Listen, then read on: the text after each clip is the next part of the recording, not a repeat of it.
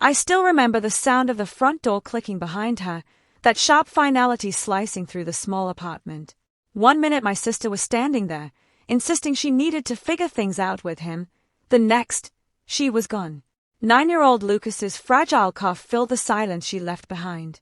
His tiny hand gripped mine like a lifeline, but even his wide, worried eyes couldn't tell me what to do next. I'm sorry, Simone, she said quickly, almost like she feared the words. He's yours now. Take care of him.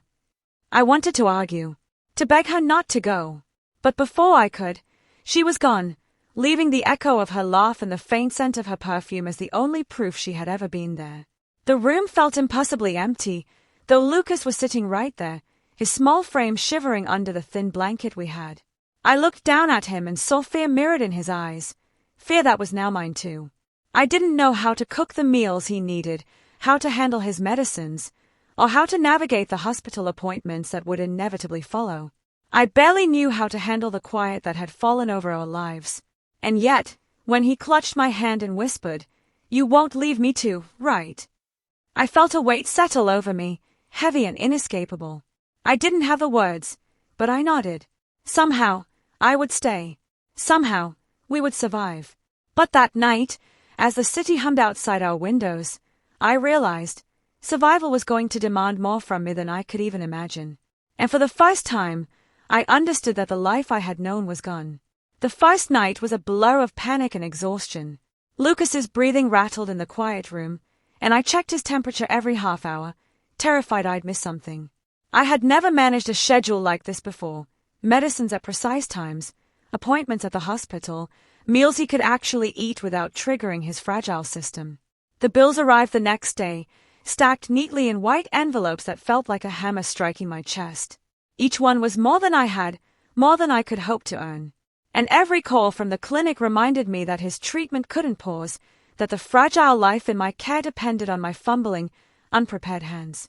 I lay awake beside him that first night, listening to his soft cough, replaying the moment my sister had left. I'm supposed to do this alone, I whispered to myself. Fear pressed down like a weight, suffocating and constant. And yet, even as doubt gnawed at me, I couldn't imagine turning away. Not from him. Not now. Hours passed. My phone remained silent. Her absence was absolute, and each tick of the clock amplified a growing, unspoken question. Could I really do this?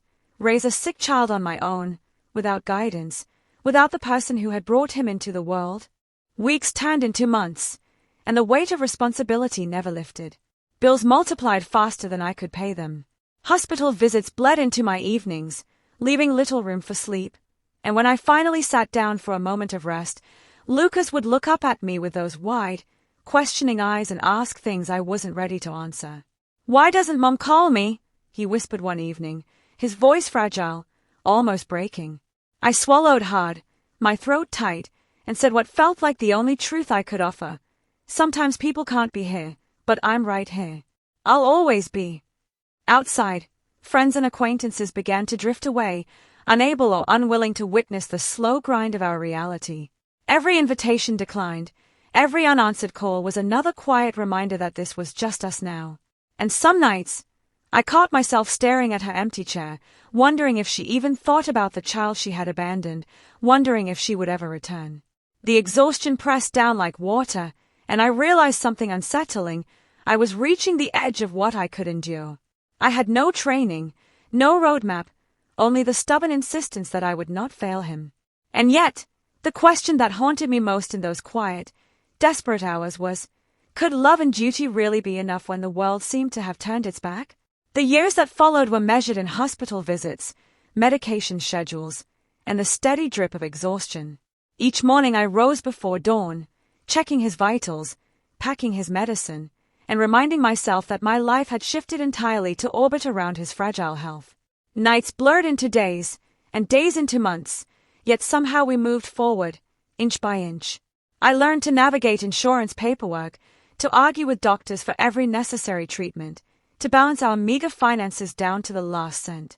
The small victories, his temperature stabilizing, a cough easing, a school day survived, were etched into my mind like milestones on a map I hadn't chosen to draw.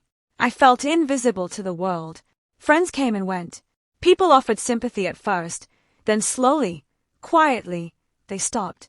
The weight of their absence pressed on me, but the quiet routine became a kind of armor. Exhaustion was constant, yes, but it was also a reminder that I was still standing. There were moments when I wanted to collapse, to let everything go and disappear. But each time I looked at Lucas's face, half asleep, trusting, entirely reliant, I knew I couldn't. The quiet resilience that had begun as sheer necessity was transforming into something deeper, a steadfastness I hadn't known I possessed. It was during one of those quiet evenings, after a long day at the hospital, that I noticed a shift I hadn't expected. Lucas, who had once stared at me with hesitant eyes, now leaned against me without asking, trusting me in ways no one else had. "Can you stay with me tonight?" he murmured, voice muffled by the pillow. I nodded, brushing a stray lock of hair from his forehead. In that simple request, I felt the invisible thread between us tighten, binding us in a bond neither of us had chosen but both had to accept. I caught myself smiling at his small victories, finishing a meal, reading a passage aloud, laughing at a joke only he found funny. These quiet moments, once overshadowed by fear and responsibility, became the scaffolding of my transformation. I wasn't just keeping him alive anymore. I was shaping the contours of his world, of our life together. Yet, beneath the warmth, there was a lingering ache. I sometimes found myself glancing at the door, half expecting my sister to return, half dreading it. Could I ever truly feel secure in this new role, or was I always waiting for someone who might never come back? People began to notice my absence from social events, my declining calls, my withdrawal from life beyond Lucas. Some whispered, others offered unsolicited advice. Maybe it's time to give up. You can't do this alone forever. Each comment, each sideways glance, stung, but none could pierce the determination that had quietly taken root. Even friends I trusted drifted away, uncomfortable with the relentless routine of our days. Their pity felt hollow, their judgment felt heavier than any hospital bill. But every time Lucas looked at me with those steady, trusting eyes, I knew giving up was never an option. The world outside could shake its head, offer advice, or leave me stranded. The life in my arms mattered more than any opinion. Sometimes, in the quiet of the night, I imagined telling people what it was like to hold a child through endless uncertainty, to navigate a world designed to make you fail. But I never did. I didn't need validation. Every choice I made, every night I stayed awake beside him, every small victory, those were my proof. And slowly, I realized that staying, against judgment and against fear, was shaping me in ways I hadn't anticipated. I wasn't just enduring, I was becoming someone capable of quiet, relentless strength. Over time, a rhythm emerged. Lucas's health, once so fragile, began to stabilize in small, almost imperceptible ways. Hospital visits became less urgent, medications easier to manage, and the constant edge of fear softened into cautious hope. He began to excel in school, his curiosity and determination a quiet rebellion against the limitations his illness had imposed. I watched him tackle math problems, memorize passages, and make friends in ways that once felt impossible. Each accomplishment was a reminder that survival alone wasn't the point. Growth was. And through it all, my sister's absence was a silent, ever-present shadow. No calls, no texts, not even the faintest acknowledgement of the years she had abandoned. The void she left was enormous, but it gave space for something else, a bond between Lucas and me that neither of us could ignore or undo. I saw in his laughter, in the way he confided in me, that I had become more than a guardian. I had become the parent he needed, and in that realization, there was both exhaustion and quiet pride, proof that our years of struggle had not been wasted. The years had a way of reshaping the heart. I stopped glancing at my phone, stopped hoping for a call that would never come. My sister's absence was no longer a wound that throbbed, it had become a quiet fact of life, like the walls around us or the rhythm of Lucas's school mornings. Acceptance didn't come with relief. There were still moments when a pang of anger or sorrow surfaced, usually in the stillness of the night. But over time, I realized I didn't need her presence to validate my efforts. The life we had carved out together was enough. I watched Lucas grow with pride that had nothing to do with her. I celebrated his small victories silently, letting the world keep its opinions while our bond strengthened in ways she could never influence. I had stopped waiting for her. I had stopped hoping she would return to fix anything.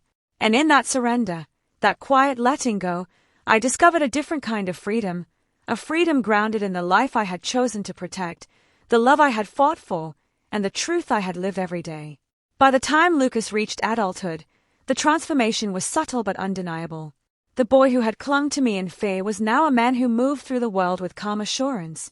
His health was steady, his mind sharp, and his heart, I hoped, resilient. We never spoke of the years my sister had missed. There was no bitterness in our conversations, only the quiet acknowledgement of what we had endured together. I watched him navigate challenges, take responsibility, and step confidently into opportunities, each decision a reflection of the foundation we had built in those long, difficult years. There were no miraculous turns, no sudden breakthroughs, just a slow, steady accumulation of strength, patience, and endurance, hours, born from necessity, honed by time. I realized then that love, when tested relentlessly, can shape a life without spectacle. And yet, even as I celebrated these quiet victories, a subtle tension lingered in the air, an unspoken question that neither of us dared voice. Would the past, long absent, ever return to challenge the life we had built? I wasn't expecting her. In fact, after all these years, I had stopped thinking about her at all. And yet, there she was, striding into the restaurant with that familiar, careless confidence, as though the years of absence hadn't existed. She scanned the room with a casual air, stopping briefly at me. "Oh, Simone," she said, her voice light, almost cheerful. "How's the poor boy?" The words landed like stones. My stomach tightened, a slow, simmering anger and disbelief mixing with a strange detachment I hadn't felt before. I realized I wasn't trembling, my pulse wasn't racing, and the years of fear and exhaustion had fortified me in ways she couldn't possibly imagine. She had returned, expecting a warm welcome, a grateful reunion, or at least curiosity about the child she had abandoned. But I didn't even answer. I simply held my place, letting the silence stretch. And somewhere deep in me, I felt the quiet power of patience, endurance, and love that had taken years to build. Then the door opened, and everything shifted. Lucas walked in as if he owned the room, his posture calm, confident, yet unassuming. The light caught his face, and for the first time in years, I saw the full weight of who he had become. A strong, capable man shaped not by absence, but by our years together. My sister froze, mid-step, her eyes widening as they tracked him. Recognition, or perhaps shock, flickered across her features. The boy she had abandoned, the child she had left in my care, was now standing before her fully grown, and she hadn't anticipated the quiet authority that radiated from him. No words were spoken. The restaurant's hum continued around us, but the air between us tightened into a fragile, potent silence. Lucas's gaze met hers, not with anger, not with accusation, but with the unspoken truth of every year she had missed. And in that stillness, I felt a subtle shift, a quiet validation of every sleepless night, every hospital visit, every sacrifice made in love and loyalty. Lucas took a deliberate step forward, his voice calm, measured, carrying the weight of years she had never known. "You were never here," he said softly, looking directly at her. "Simone was. Every night you didn't call, every hospital visit you skipped, every year you walked away, I was with her. She raised me, guided me, loved me when you chose to leave."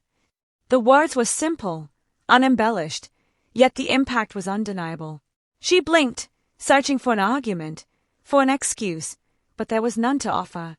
The room seemed to pause, the world contracting around that truth she had ignored for so long. I stayed quiet, letting Lucas speak for both of us. He didn't yell. He didn't cry. There was no spectacle, no confrontation, just the calm, undeniable clarity of a life built through loyalty and sacrifice. And in that quiet space, the balance shifted. She no longer held power over us. The moral authority, earned through years of resilience and love, rested entirely with him and with me. Her face paled, the casual confidence that had carried her through life faltering under the weight of a truth she could no longer rewrite. My sister's lips trembled as she finally spoke, voice small and uncertain. I just wanted to see him, too. Lucas cut her off gently, his gaze unwavering. You had your chance. Simone stayed. I stayed. That is the truth, and it cannot be undone. Her eyes flicked to me, searching for some sign of welcome or forgiveness. I shook my head slowly, calm but resolute. No words of anger, no dramatic confrontation, just the quiet boundary we had earned through years of devotion.